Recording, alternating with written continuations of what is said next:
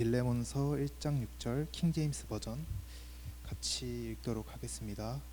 이는 너희의 믿음의 교제가 그리스도 예수 안에서 내 안에 있는 모든 선한 것을 인식함으로 인하여 효과가 있게 하려 함이라. 아멘.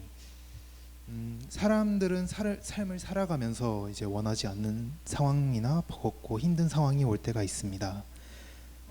이것은 그리스도를 믿는 사람이든 믿지 않는 사람이든 마찬가지인데요.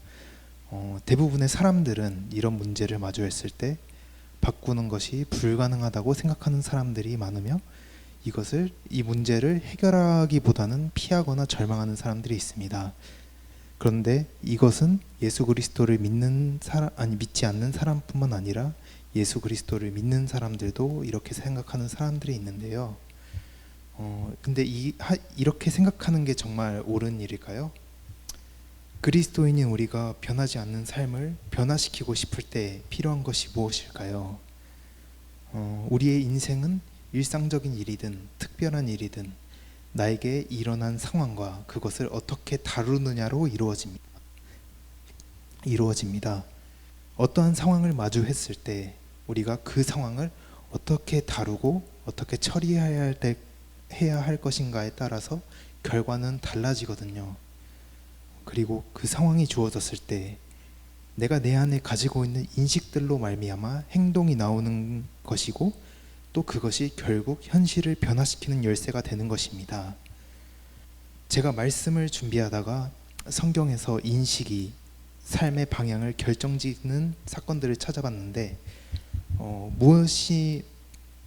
무엇을 인식했느냐에 따라 각각 다른 현실을 풀어냈던 이제 가나안과 12 정탐꾼의 사건을 근거로 말씀을 드리도록 하겠습니다. 먼저 사건을 간략하게 설명하자면 모세와 이스라엘 백성들이 출애굽을 한 후 하나님이 주신 가나안을 차지하기 위해 12지파에서 각 한 명씩 뽑아서 12 정탐꾼을 가나안 땅으로 보냈습니다. 그리고 가나안 땅에서 정탐을 하고 온 10명의 정탐꾼과 여호수아 갈렙의 보고는 서로 달랐는데요. 그 보고의 내용을 말씀으로 먼저 확인해 보도록 하겠습니다. 먼저 10 정탐꾼의 보고를 읽도록 하겠습니다. 민수기 13장 27절 읽도록 하겠습니다. 모세에게 말하여 이르되 당신이 우리에게 보낸 땅에 간즉 과연 그 땅에 젖과 꿀이 흐르는데 이것은 그 땅의 과일이니이다. 아멘. 그리고 민수기 13장 32절 33절도 같이 읽도록 하겠습니다. 이스라엘 자손 앞에서 그 정탐한 땅을 악평하여 이르되 우리가 두루 다니며 정탐한 땅은 그 거주민을 삼키는 땅이요 거기서 본 모든 백성은 신장이 장대한 자들이며 거기서 네피림의 후손인 아낙 자손들의 거인 보았나니 이는 스스로 보기에도 메뚜기 같으니 그들이 보기에도 그와 같았을 것이니라. 아멘. 이번엔 여호수아와 갈렙의 보고를 읽도록 하겠습니다. 민수기 14장 8절과 9절 같이 읽도록 하겠습니다. 여호와께서 우리를 기뻐하시면 우리를 그 땅으로 인도하여 들이시고 그 땅을 우리에게 주시리라. 이는 과연 젖과 꿀이 흐르는 땅이니라. 다만 여호와를 거역하지 말라. 또 그 땅 백성을 두려워하지 말라. 그들은 우리의 먹이라. 그들의 보호자는 우리들에서 떠났고 여호와는 우리와 함께 하시느니라. 그들을 두려워하지 말라 하나. 아멘. 그들은 젖과 꿀이 흐르는 풍성하고 기름진 땅을 똑같이 먹습니다. 하지만 그들의 인식이 무엇을 인식하고 있느냐에 따라서 보고의 내용은 정반대였습니다. 그리고 결과도 정반대의 결과가 나왔고요. 말씀으로 확인해 보겠습니다. 민수기 14장 38절. 그 땅을 정탐하러 갔던 사람들 중에서 오직 눈의 아들 여호수아와 여분네의 아들 갈렙은 생존하니라. 아멘. 이것은 같은 상황과 같은 환경을 보더라도 인식하고 행한 게 달랐으며 결국 10 정탐꾼과 여호수아와 갈렙은 정반대의 삶의 결과를 풀어낸 것입니다.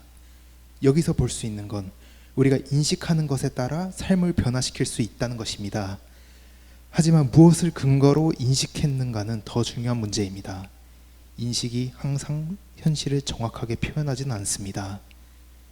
예를 들어서 어떤 두 사람이 각각 같은 문제를 가지고 있는데 왜 한 사람은 그것을 같은 그 일어난 일보다 더 큰 일로 생각을 하고 왜 다른 사람은 그 일을 더 별거 아닌 것처럼 생각을 할까요? 왜 같은 문제가 일어났는데 왜 다른 반응을 보일까요? 그것은 내가 가진 선입견, 잘못된 정보, 편견 등 이제 같은 상황을 보더라도 다르게 인식하기 때문입니다. 내가 원하지 않는 상황, 감정이 오더라도 그 문제를 무엇을 기준으로 인식하느냐에 따라 그것은 큰 산이 될 수 있고 아무것도 아닌 모래알 같은 문제가 될 수도 있는 것입니다. 그러면 우리는 무엇을 절대적인 기준으로 생각하며 인식해야 될까요? 법, 내가 처한 현실, 내 감정. 먼저 요한복음 10장 10절을 고백하도록 하겠습니다. 도적이 오는 것은 도둑질하고 죽이고 멸망시키려는 것뿐이요 내가 온 것은 양으로 생명을 얻게 하고 더 풍성 얻게 하려는 것이라. 아멘. 세상의 것들은 시대와 환경에 따라 변하며 내 인식을 맡길 만한 절대적인 기준이 될 수 없습니다. 우리는 인식을 할 때도 분명히 영원히 변하지 않는 하나님의 말씀에 근거하며 선하신 하나님의 말씀은 우리에게 생명에 속한 것들을 풍성히 얻게 한다는 것을 믿으시며 인식하시길 축복합니다. 거듭난 그리스도인인 우리가 삶의 절대적인 기준으로 삶을 것은 말씀이란 것을 예수 그리스도의 이름으로 고백합니다. 로마서 8장 6절 읽도록 하겠습니다. 육신의 생각은 사망이요 영의 생각은 생명과 평안이니라. 아멘. 말씀에서는 이제 부유하신 그리스도께서 가난하게 되심으로 우리가 부유하게 됐다고 말씀하십니다. 그가 채찍에 맞음으로 우리가 나음을 입었다고 말하고 있고요. 그가 생명을 얻게 하고 더 풍성히 얻게 한다고 하셨습니다. 삶을 바라볼 때 내 재정 상태나 건강 상태, 감정, 인간관계 등 내게 보여진 상황과 현실을 통해 인식하는 것이 아닌 말씀을 통해 내 삶을 바라볼 때 하나님께서 우리에게 주신 생명에 속한 것들이 내 삶에 풀어지는 것입니다. 이것에 관해 말씀드리자면 지혜도 마찬가지입니다. 오늘 오전 예배 때에서 나온 요한복음 1장 28절 29절의 세례 요한을 통해 말씀드리자면 세례 요한이 나온 예수 그리스도를 세례 요한이 예수 그리스도를 봤을 때 보라 세상 죄를 지고 가는 하나님의 어린 양이로다 라고 했을 때 사람들은 그 예수 그리스도를 어떻게 보았을까요? 그들이 가지고 있는 선입견, 편견, 목수, 요셉의 아들같이 겉모습대로 보지 않았을까요? 또한 자신이 생각하는 그 기준에 맞지 않아서 실망하지 않았을까요? 그들이 가지고 있는 인식들은 세상적인 것들로 형성된 것이었습니다. 하지만 세례 요한은 어땠습니까? 요한복음 1장 32절부터 34절 같이 찾아볼까요? 같이 읽어보도록 하겠습니다. 요한이 또 증언하여 이르되 내가 보매 성경이 비둘기같이 하늘로부터 내려와서 그의 위에 머물렀느니라. 나도 그를 알지 못하였으나 나를 보내어 물로 세례를 베푸라 하신 그이가 나에게 말씀하시되 성령이 내려서 누구 위에든지 머무는 것을 보거든 그가 곧 성령으로 세례 베푸는 이인 줄을 알라 하셨기에. 아멘. 세례 요한도 사람들과 똑같은 예수 그리스도를 보았습니다. 하지만 그는 말씀이 말하시는 예수 그리스도가 누군지 정확히 인식하고 있었기에 예수 그리스도가 누구인지 아셨던 거죠. 우리도 마찬가지입니다. 우리도 지혜를 원하고 하나님이 원하시는 게 무엇인지 구하고 알기를 원하지만 그것이 말씀을 통한 인식이 정확하게 되어지지 않으면 아무리 보고 들어도 본질적인 것을 잘 알 수가 없습니다. 하나님께서 원하시는 비전도 마찬가지고 자존감도 마찬가지입니다.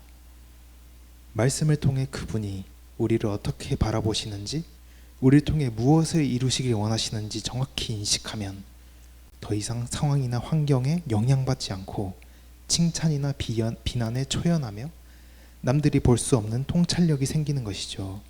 이것이 그리스도의 빛된 우리가 당연히 누려야 하는 것이고, 이 계시가 여러분께 충만하게 임하길 예수 그리스도의 이름으로 축복합니다.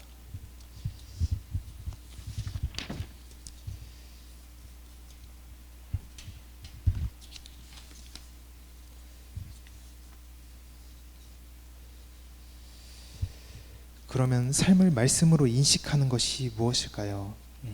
또 한 예를 들어서 말씀드리면, 저는 지금 직장에 다니고 있고 시흥에서 김포로 출퇴근을 하고 있는데요.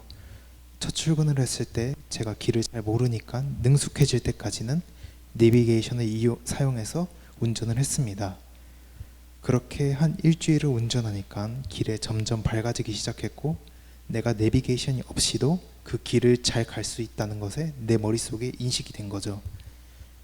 그래서 내비게이션을 안 켜고 운전을 시도했습니다. 물론 저는 잘 찾아갔지만 잘 못 갔을 수도 있습니다.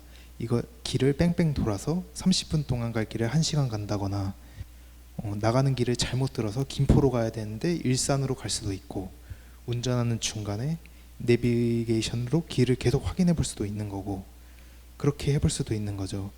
그래도 그것들을 통해서 잘못된 부분들을 하나하나씩 교정하면서 계속 해보는 겁니다. 그것들을 하나하나, 내가 몇 차선을 타야지 길이 좀 덜 막히는지, 고속도로에서 어디로 빠져야 김포로 들어가는지, 이제 그런 것들을 인식하면서 익혀왔던 것들이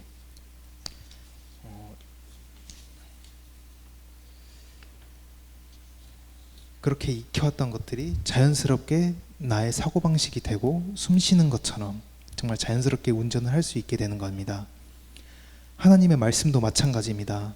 처음엔 내가 말씀을 듣고 읽으며 내 것으로 만드는 훈련의 단계가 있습니다. 그러다 어떤 상황이 주어졌을 때 내가 내 것으로 만든 그 말씀을 잘 사용해야 될 때가 있다는 것이죠.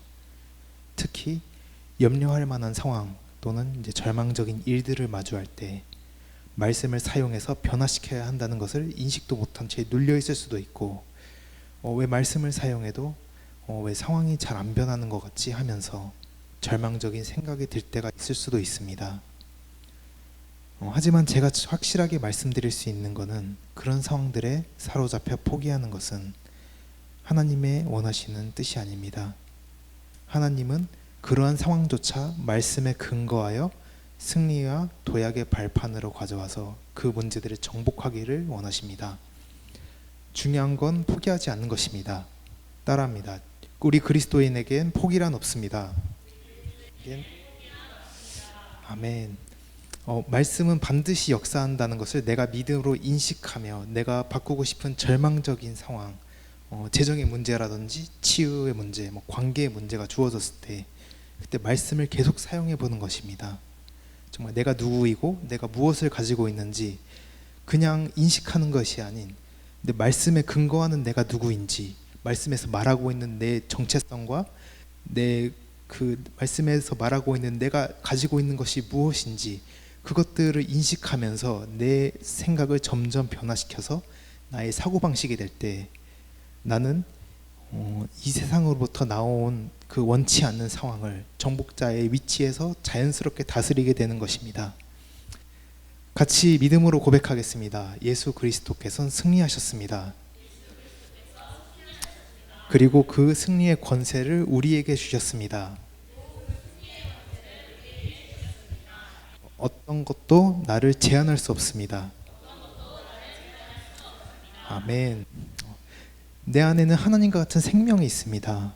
그 조의 생명은 내 안에 계신 그분으로 말미암아서 상황을 바꾸며 승리하는 것입니다. 그리고 그것은 내 안에 있으며, 하나님께서는 우리를 그것들로 말미암아 상황을 변화시키며 내가 원하지 않는 것들을 정복하고 다스리기를 원하십니다. 그리고 예수 그리스도와 믿음의 선배들이 그러했던 것처럼 하나님께서 우리로 계획하시고 그리신 그림이 바로 그것이라고 고백합니다. 정말 이 계시들이 정말 여러분의 마음속에 계시되기를 믿음으로 취합니다. 정말 하나님의 원하시는 그 계시들이 우리 삶에 나타나며 우리가 정복자로서의 그 삶을 기능하는 것들이 정말 그 그리스도의 빛으로서 우리가 해야 될 역할들이고, 우리가 그것들을 통해서 믿지 않는 사람들 뿐만 아니라 우리의 세상 속에 있는 것들, 우리의 회사에 있는 것들, 정말 그런 것들을 다스려야 되는 게 우리가 그리스도의 대사들로서 파견 나와서 이 세상 가운데서 행해야 될 그런 임무인 줄 우리가 믿습니다.